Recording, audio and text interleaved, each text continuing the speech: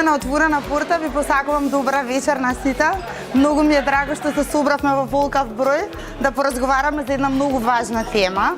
За една тема која што беше присутна изминативе 2,5 години, можеби на вашите телевизори, само меѓутоа тука сме да поразговараме за бегалската криза, да поразговараме пред се за оние луѓе кои што за жал беа прикажани само како бројки кога станува збор за бегалската криза.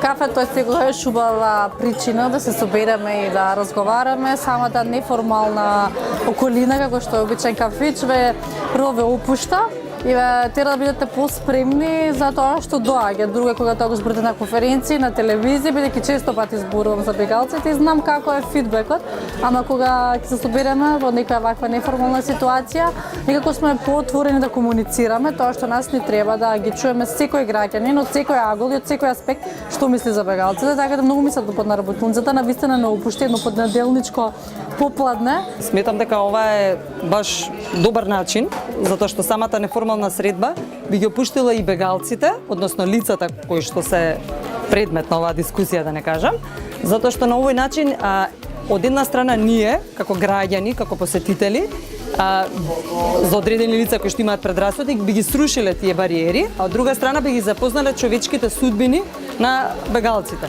Сметам дека е убав начин, меѓутоа се надав и дека ќе сретнем уште некој бегалец заради тоа што друго е кога ќе запознаеш повеќе човечки судбини од различни земји, кога ќе запознаеш нивниот живот, што повеќе навлегуваш во нивниот живот и се соживуваш и оние стереотипи кои што се створени и предрасуди, особено од медиумите, се рушат и едноставно сваќаш дека ти си очи во очи со човечко суштество кое што благодарение на лошата судбина го довело во ваква ситуација. И баш се зборуваше отворено, се опушти, а никој не ги гледаше на некој друг начин, туку напротив се прифаќа убаво нивните одговори и убаво се одговараше, посебно тоа што имаше бегалка тука меѓу нас, која што и она имаше прилика да ја видат. Сум дека чувството да видите бегалец е многу директно, руши еден голем дел од предрасудите. Доколку некој испаѓа и кажува дека е па од тоа и тоа или вака и вака по медиумите сме слушнале дека вака се правело на запад или на било која икс земја, тогаш нормално секој би страувал, па што јас ако отварам се. Иако било кој човек, без разлика на било каква припадност, без разлика на неговата неговиот социјален статус, не верувам дека има некој што е против помошта на било каков човек, а пред се бегалец.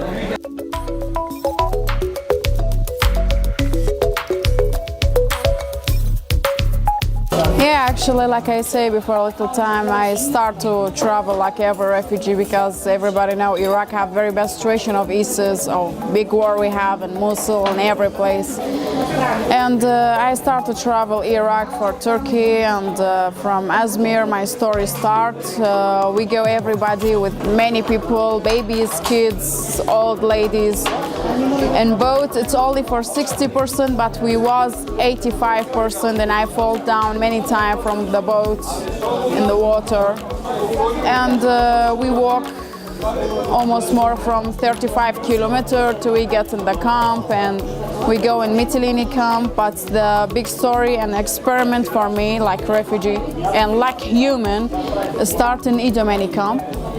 When I saw almost more from 10,000 refugees over there, and we don't have enough organizations to help those people.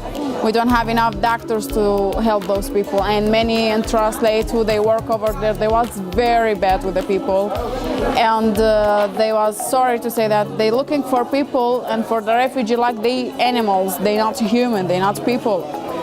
And it started to make me very sad. From first day I get in Idomeni camp, I asked for some clothes for my sister. She was feeling very cold. And when they saw me that I speak with my brother Arabic, with my sister Kurdish, and with some ladies in Afghani and in Farsi language, and with them in English, they asked me, can you help us with the languages? We saw you that you speak many languages. I'm like, absolutely, it's my pleasure to help all of you. And thank God, like the God come true my dream, in good and in bad time, that we stuck in Macedonia because the border closed. But my family in legal way, they finished, they go for Germany.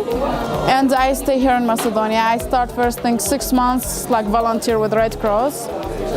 And after that I take a rest a little bit, and again they call me from ministry and they tell me that we need you start to get work with us. And UNICEF too, they call me, they tell me, if you do not mind, we want you to work with us, because you know that many languages and you work, you translate in very good way. And thank God all in translation what we have in Tabanovci camp and in Gevgelia and in Loin, and they work with big love in them heart for the refugee. And they try to show the happiness for the refugee. They play with the children. The organizations, they're very good with everyone. And every refugee who was coming from Macedonia, I don't say that because I'm living here. No, this is because what I saw it in my eyes. And because of those organizations and those good people, this is me. I'm working and I have a good life.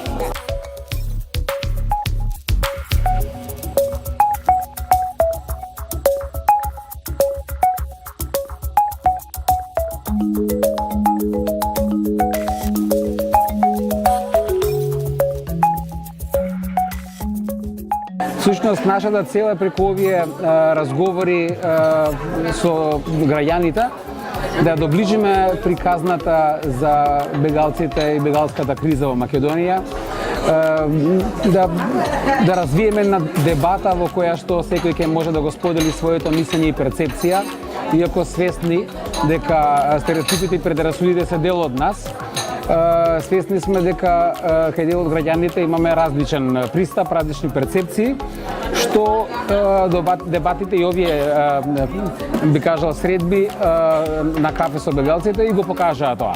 Мене лично ме радува што поголемиот дел од нашите граѓани покажуваат огромна сензибилизираност кон оваа целна група, огромна вклученост и едноставно позитивно гледаат на цела приказна. Кога велам позитивно, ги прифаќаат.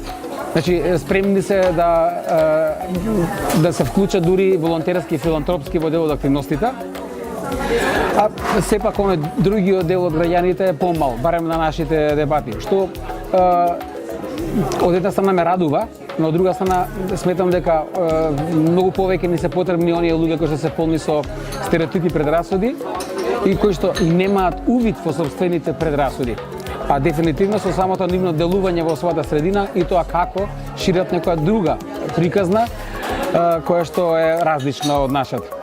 Мене ме воодушеви оваа приказна што ја слушав на не знам како да речам сега, гостинка или некој бегалката од Ирак, Нуран, која што со своето однесување, со спокојството со кое што зборуваше за неверојатно тешки проблеми низ кои што наишла, со цврстината која што се чувствуваше во низниниот тон, ми покажа мене колку таа созреала, колку се она што и било тешко во животот, направила таа да биде подобар човек. Значи, она што фактички на сите ни треба, дека може би имала таа големи тошкоти, а станала изворедна личност која сега се грижи повеќе за други отколку за себе. Та си наоѓа начин како себе да се даде на другите, да им помогне. Тоа е нешто што би било пример за секого. Особено за ученици, какви што велите вие, со кои што јас работам и кои што сигурно имаат потреба од некакви токму вакви примери кои што би им помогнале во животот.